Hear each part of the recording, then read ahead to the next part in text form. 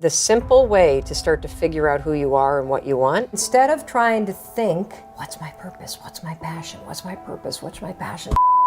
I don't know. Yeah. Is start aligning yourself with more things that energize you. I think you've probably decided that either you can't have it because you don't think you're smart enough or good enough or worthy enough, or you've told yourself that you can't make a living doing it. Both are complete and utter lies. Does the decision that you're about to make expand you, expand your future, or expand the possibilities of your life? People talk about the word passion or purpose. Right. And the truth is, it's not a person, place, or a thing. If you are energized or expanded by something, you will do it for no money, you will do it happily, and you will suddenly wake up and say, oh my gosh, like I'm pursuing my passion. How did that happen?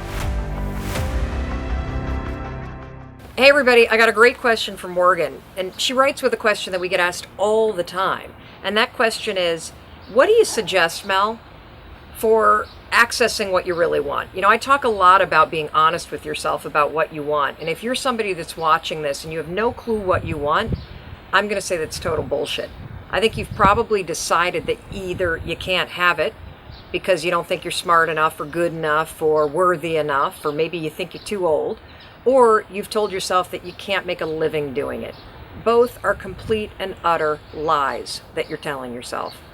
What you need to do is ask yourself this. If you took money off the table, if you didn't give a shit what anybody else thought, what's the thing you would love to be doing with your life? Seriously. Do you dream of being a professional photographer? Do you want to open your own restaurant? You always thought about traveling the world and entertaining kids with your juggling skills? I don't know, it's your life. You get to choose what you want to do. Be honest with yourself. What is it that you would want to do with your life if you didn't have to pay the bills doing it? Another thing you can ask yourself, who do you find yourself sort of envious of? You know, like you look at their life and you just think, gosh, how awesome that they get to do that. Well, once you have that answer for yourself, you've gotten really honest, you've pushed the bullshit aside, and you've really asked it for yourself and answered the question honestly, all you got to do is explore it. That's it. Just find one thing that you can do to enrich and expand your knowledge about it. Find one course online, Google the topic, stalk people that are pursuing this line of work. That's how you start to do it, one step at a time. So start with answering the question, what do you really want, with a massive dose of honesty. Google the topic and find one thing that you can do, just one. Push yourself and start to explore it. If you were to wake up and do that every single day, spend 10 minutes a day, you would be startled, astonished by what your life looks like in a matter of a year or two. I'm the kind of person that believes you should always make decisions with your heart and soul. You can use your brain for math. You can use your brain to look at the fine print in a contract. But when it comes to the actual feel of the decision, you always want to go inward and check it against your heart and soul. How do you do that? Here's the simple test. Does the decision that you're about to make expand you, expand your future, or expand the possibilities of your life? If the answer is yes, then the decision is yes, no matter how terrifying it is. If you conversely look at the choice that you have to make, and the decision will shrink you, will silence you, will inhibit you in some way, then the answer is no. No matter how easy the decision is, no matter how safe the decision is, the answer is no. Now, one of the things I want to point out that when you start to use this, does it expand or does it shrink me? Does it open possibilities or does it keep things closed? Does it raise my voice or does it silence me, right? Is that there's always a short-term and a long-term impact to the decision. The short-term impact to making an expansive decision, a decision that's based in your heart and your soul, sometimes it's terrifying because sometimes it means moving, or it means changing a job, or changing a relationship, or having a difficult conversation, or starting something new. And those sorts of things are always uncomfortable. So brace for impact, put the force fields up, but make the decision anyway. Because the long-term impact of making a decision from your heart and soul, that is where the best life comes from, because you're living for what's true for you, not what's safe in the moment. I believe that passion is another word for energy. That's it. What do you have energy for? What energizes you? And that we naturally have a tremendous amount of body wisdom about that. And that every one of us has an internal fuel tank that is either empty or full. And if you're empty, you feel depleted. If you're full, you feel energized. And so if you simply are in any situation, I mean any situation, and you pay attention within 5 seconds to, does this person energize me? Do they deplete me? Where are they in the scale? You just gain some tremendous wisdom. And the simple way to start to figure out who you are and what you want is start aligning yourself with more things that energize you. So situationally, if you're lying in bed and the snooze alarm goes, or the alarm goes off, and you feel depleted, and you start reaching for the snooze button, that's a really big sign that you need to get out of bed. Now, being depleted versus energized has nothing to do with whether or not things are hard or easy. It has to do with what naturally actually either expands you or shrinks you. And so if you look at your client list and measure it depleted versus energized, what shrinks versus expands me, you have the actual map. And when you start to find the courage to make decisions that energize you and that expand you, whether they're scary as shit or not, that's when everything changes. And so that's how I actually make business decisions. I don't even, like, the money conversation comes second. It's, does this deplete or energize me? And if it depletes me, how do you move it in that direction? Or how do I say no? If it energizes me, how do I do more? And so, like 2 years ago, when my speaking career exploded out of nowhere, based on that TED Talk, it was great for like a year and a half, and then suddenly I started to notice that the anxiety in the mornings was creeping in when I'd have to leave town, that I just felt kind of low and depleted. And I realized that actually being on stage kind of depletes me. That the thing that energizes me about the speaking business is meeting people, and it's the emails I get. And so I started to pay attention to that and say, how do I do more Of the thing that naturally energizes you? Because if you are energized or expanded by something, you will do it for no money, you will do it happily, and you will suddenly wake up and say, oh my gosh, like I'm pursuing my passion. How did that happen?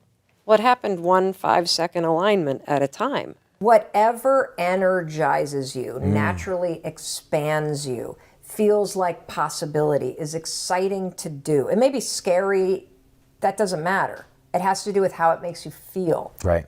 When you were in your 20s, money made you feel good. It expanded you. It energized you. Chasing the money, that was the game. That was your passion. That was your There's nothing wrong with that.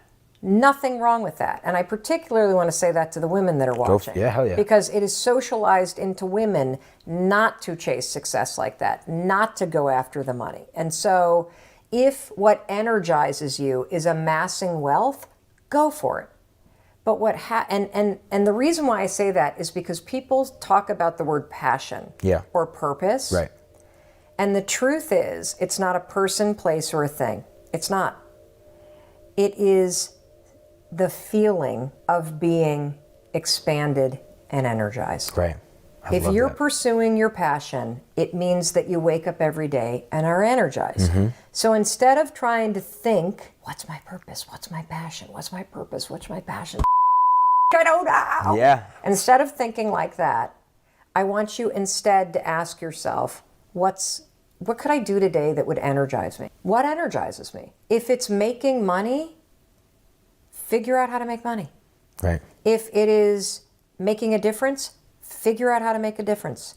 It could be in any single shape or form. But if it energizes you, that's what you need to follow.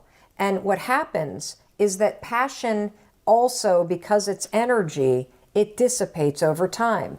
Because when you first start making money, it's f***ing thrilling. Yeah. But what happens is once you learn how to do something once, you can do it over and over again. And so it starts to become routine, which means it's no longer energizing. Right. Which is why every entrepreneur out there goes through the mode of chasing the money, and then you hit the money that you need to make, and then you're like, I'm not fulfilled. What's my purpose? I don't know what to do. Yeah, I went through that. I need to find the light. I did everybody does. Yeah. And it's because you were energized by the money, and now you're not. Yeah. Now you got to be energized by the next thing. Yeah.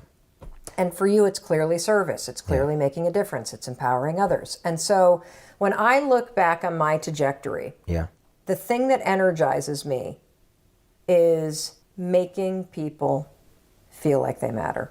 Yeah. It's that simple. It is giving people hope in a situation where they don't have it. It is shining a light on the path forward when somebody feels stuck in darkness.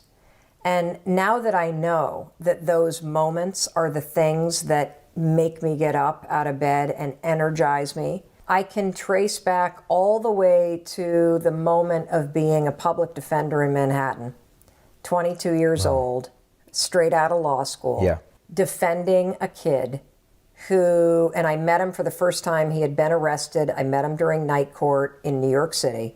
I was a brand new young attorney. This kid had been arrested. He had been arrested for throwing a champagne bottle in the middle of Times Square on New Year's Eve, and it had come down on a woman and had sliced her face open. Oh my God. And he had been ID'd and pointed at by her friends as allegedly the kid who had done it. And he was a junior in high school. High school kid on his way to go to junior college, mom working hard, terrified, absolutely terrified. And I met him because he had been arrested, and the family couldn't afford a lawyer, and I was a legal aid criminal defense attorney, and I was assigned to represent him. And I remember walking back into the cages behind the judge's bench, because if you look at a judge in a courtroom, there's two doors, typically, one to the right, one to the left. One of those doors leads to the hallway, which is what all the court officers and administrative workers walk to, that's behind the court system. The other one leads to cages that are behind the judge, which is where they hold the inmates as they're waiting to come in and get arraigned, or they're waiting, for the trial. And so I walked back there and I called out this kid's name, and I just remember him asking, is my mom out there? Is my mom out there? And I said, look, I'm going to tell you something. I'm going to make you two promises. I'm going to get you out of here tonight, and I'm going to do everything I can. He was like, I didn't do it. I didn't do it. I didn't do it. I swear to God, I didn't do it. And I promised him, I said, I'm going to get you out of here tonight, and I'm going to do everything I possibly can to clear your name. And I remember the relief in his face. And he said, you believe me? I said, of course I believe you. Gave him hope. Holy shit. That moment, my heart blew open.